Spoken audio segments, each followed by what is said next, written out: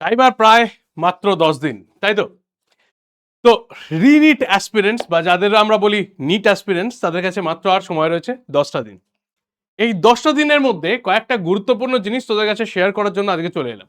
দেখ, এই যে লাস্ট 10টা দিন আমাদের নিটের যারা অ্যাসপিরেন্টস তারা বিভিন্ন রকমের বিভিন্ন ধরনের ওয়েবস বল বা টার্বুলেন্সের মধ্যে দিয়ে গেছিস, বিভিন্ন ধরনের বিভিন্ন ঘটনা হয়েছে।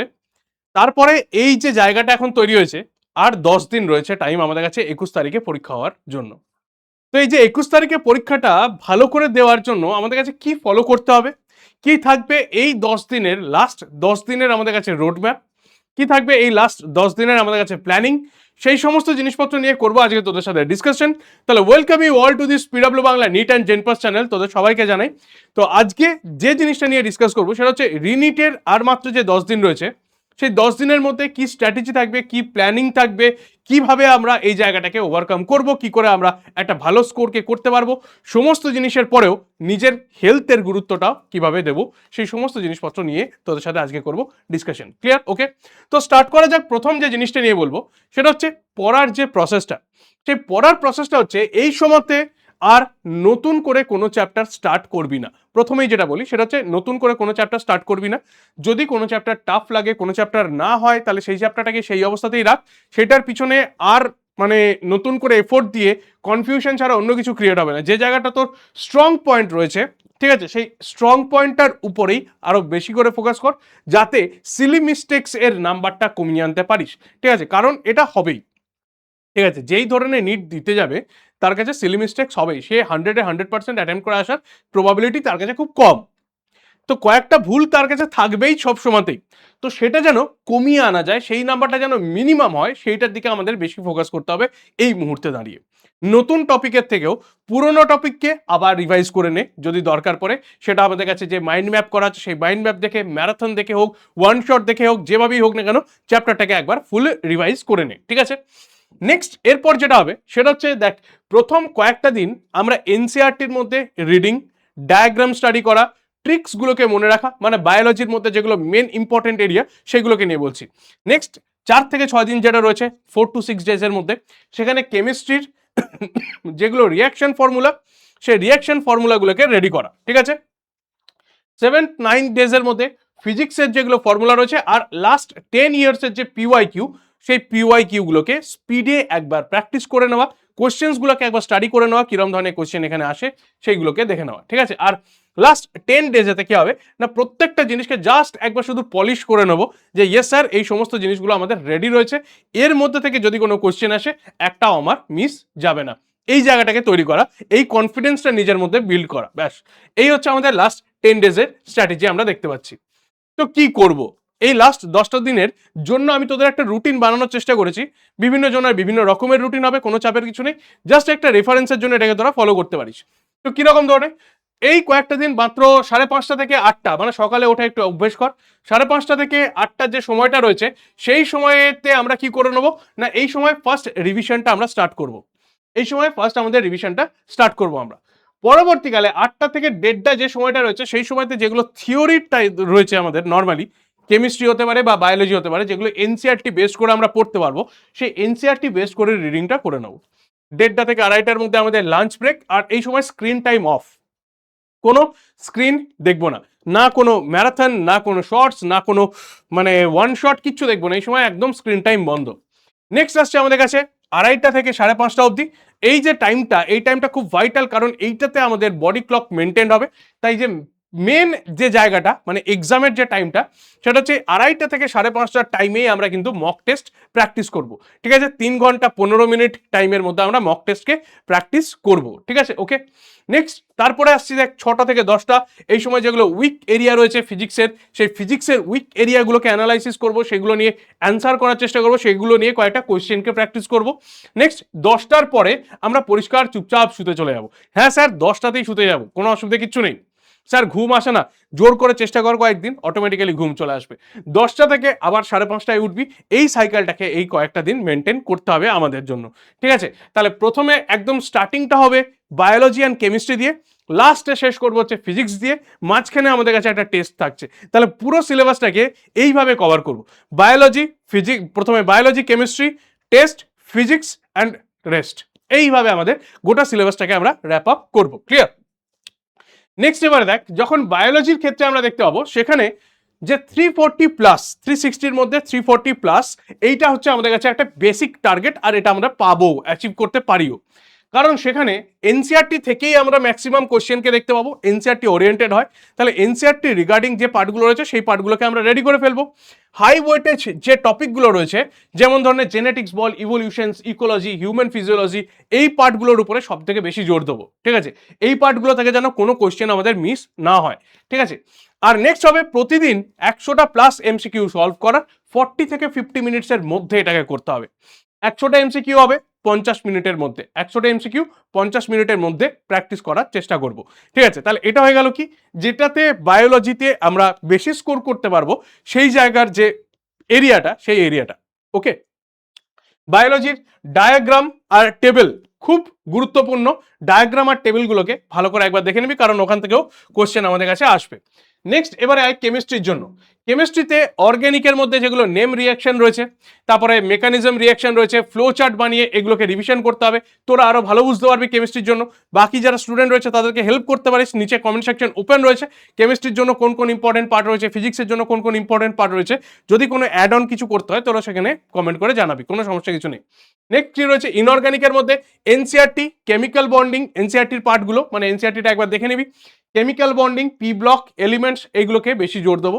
নেক্সট কি বলছে ফিজিক্যাল কেমিস্ট্রির মধ্যে, ফিজিক্যাল কেমিস্ট্রির মধ্যে আমাদের কাছে প্রতিটা চ্যাপ্টার থেকে 10টা করে ডাইভার্সিফাইড ম্যাথামেটিক্স, যেমন ধরনের থার্মোডাইনামিক্স হতে পারে, ইকুইলিব্রিয়াম, ওকে, থার্মোডাইনামিক্স ও ইকুইলিব্রিয়াম থেকে ফর্মুলা যে অ্যাপ্লিকেশনসগুলো রয়েছে সেগুলোর উপরে ফোকাস করে আমরা স্টাডি করব। ক্লিয়ার?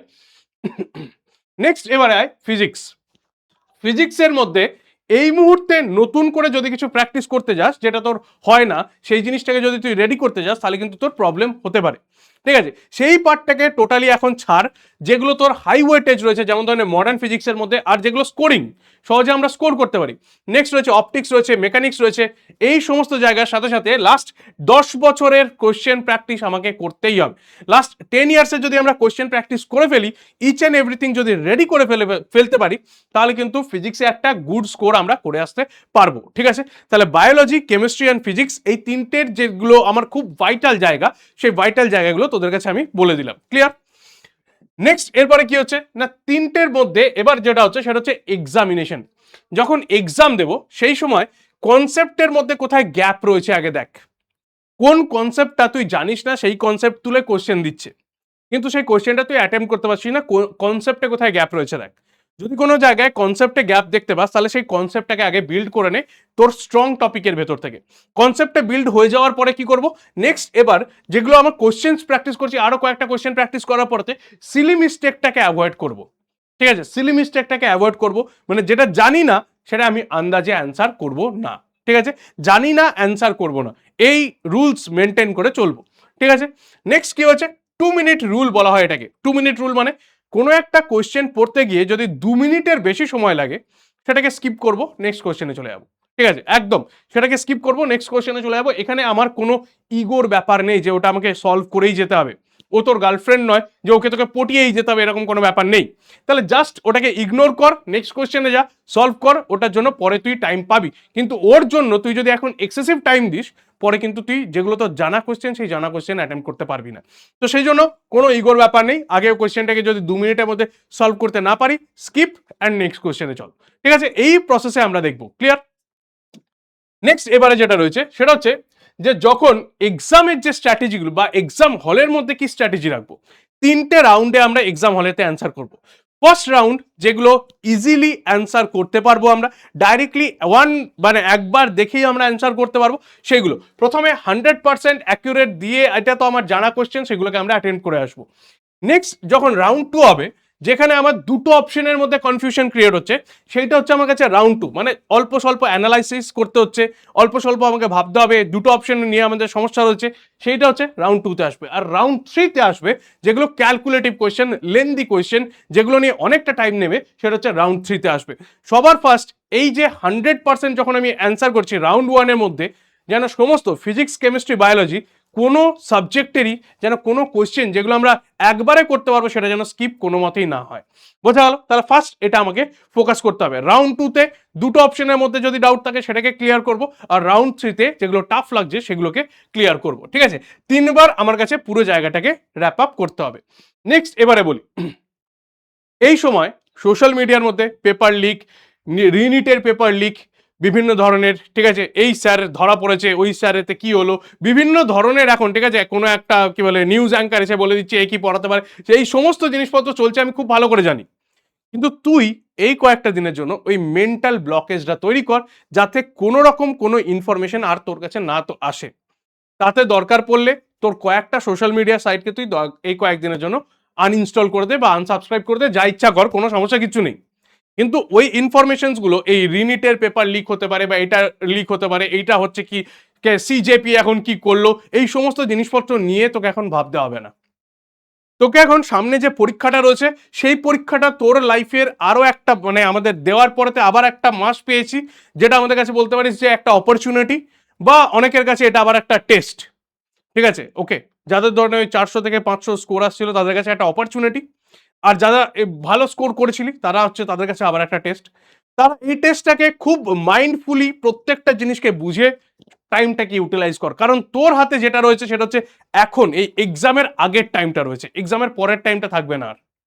এক্সামের আগের যে টাইমটা রয়েছে সেই টাইমটাকে খুব ভালো করে ইউটিলাইজ কর, নিজের খেয়াল রাখ, ঠান্ডা লাগাবি না, জ্বর যেন না হয়। এই সময় শরীরটাকে একটু ভালো রাখতে হবে, কারণ শরীর খারাপ হয়ে গেলে এক্সাম হলে কিন্তু গিয়ে বিভিন্ন রকম প্রবলেমের মধ্যে পড়বি। তাই নিজের স্বাস্থ্যের খেয়াল রাখ, এক্সামটা খুব ভালো করে দে, খুব মাইন্ডফুলি দে অ্যান্সার, মানে প্রত্যেকটা কোশ্চেন অ্যান্সারগুলো খুব মাইন্ডফুলি দে। আর নিজের চারপাশে এখন একটা ব্লকেজ ক্রিয়েট কর, যাতে বাইরের যে নিউসেন্সগুলো সেই নিউসেন্সগুলো তোর কাছে না পৌঁছাতে পারে। কোনো দরকার নেই এখন তোর কাছে সেই আপডেটটা নেওয়ার, যে আপডেটটা তুই পরেও পেতে পারিস। ঠিক আছে, ওকে, ব্যাস, তাহলে এই হচ্ছে তোর কাছে এখন রাস্তা, এই হচ্ছে তোর কাছে জাস্ট বলে দেওয়ার রাস্তা। ঠিক আছে, ওকে, বেশ। প্রতিদিন আমরা কি করতে পারি, সকালবেলাতে শর্ট নোটসের রিভিশন করব, বিকেলবেলাতে একবার ওই 8টার পর আমরা কি করবো, পড়া বন্ধ করব। সেই সময় বিকেলবেলাতে 8টা থেকে যে 10টার যে টাইমটা রয়েছে, 8টা থেকে 10টার টাইমেতে ফিজিক্সটাকে একবার দেখে নেবো, দিয়ে ডান অ্যান্ড ডাস্টেড। তারপরে তো আর কিছু নয়, দরকার পড়লে গান শোন, কোনো অসুবিধা কিছু নেই। ঠিক আছে, সমস্ত জিনিসপত্র ক্রিয়েটিভ কিছু কর, কোনো সমস্যা কিছু নেই। কিন্তু এই সময়তে আর অন্য কিছু মাথার মধ্যে নিবি না, যেটা তোর টেনশন ক্রিয়েট করতে পারে, যেটা তোকে এক্সট্রা ভাবাতে পারে। সেই সমস্ত অ্যাক্টিভিটি এখন বন্ধ কর। যতটা এনার্জি তুই এখন মানে কনজার্ভ করতে পারবি, ততটা এনার্জি বা পোটেনশিয়ালিটি এক্সাম হলে তুই ইউজ করতে পারবি। একদম এটাই হচ্ছে রুল। ক্লিয়ার, ওকে, বোঝা গেল? তাহলে নেক্সট এই হচ্ছে ব্যাপার। টোটাল বায়োলজির ক্ষেত্রে কি হচ্ছে, এনসিআরটি হাইওয়েটেড চ্যাপ্টারগুলো দেখবো। কেমিস্ট্রির মধ্যে নেম রিয়াকশন ইনঅর্গানিকের যে ট্রেন্ডসগুলো রয়েছে সেগুলোকে একবার দেখে নেবো। ফিজিক্সের মধ্যে লাস্ট 10 ইয়ার্সের পিওয়াইকিউ সলভ করে নেবো। মক টেস্ট যখন দেবো তখন একটু টাইম ম্যানেজমেন্টের উপর ফোকাস করে আমরা দেবো। আর মাইন্ডসেট যেটা থাকবে সেটা হচ্ছে অলওয়েজ পজিটিভ। ঠিক আছে, অলওয়েজ এখানে তোদের জন্য এক্সামটাতে তোরা ফুল কনফিডেন্সের সাথে অ্যাটেম্প করবি, কোনো প্যানিক মুড নয়। তোরা যতটা রেডি হওয়ার ছিল তার থেকে আরো 1 মাস বেশি রেডি হয়েছিস, আরো 1 মাস তোরা এক্সট্রা এফোর্ট দিয়ে নিজেদেরকে একটা সলিড জায়গায় তৈরি করে ফেলেছিস। ঠিক আছে, জাস্ট ওই দিনের এক্সামিনেশনটা হওয়ার অপেক্ষা। এক্সামিনেশন হলে নিজের ফুল পোটেনশিয়ালিটি দিয়ে এক্সাম হলেতে অ্যাটেম্প করে আসবি, এটুকুই বলবো। ঠিক আছে, কোশ্চেন পেপার কঠিন হবে নাকি সহজ হবে, কাট অফ হাই যাবে নাকি লো যাবে, that's does not your matter. তুই কি করবি, তুই তোর 100% দিয়ে পরীক্ষাটা দিয়ে আসবি, যেটা তোর হাতে আছে। তোর হাতে যে অস্ত্রটা রয়েছে তুই সেই অস্ত্রটাকে নিজের 100% পোটেনশিয়ালিটির সাথে ইউজ করে আসবি। দ্যাটস ইট, আর কিচ্ছু চাই না।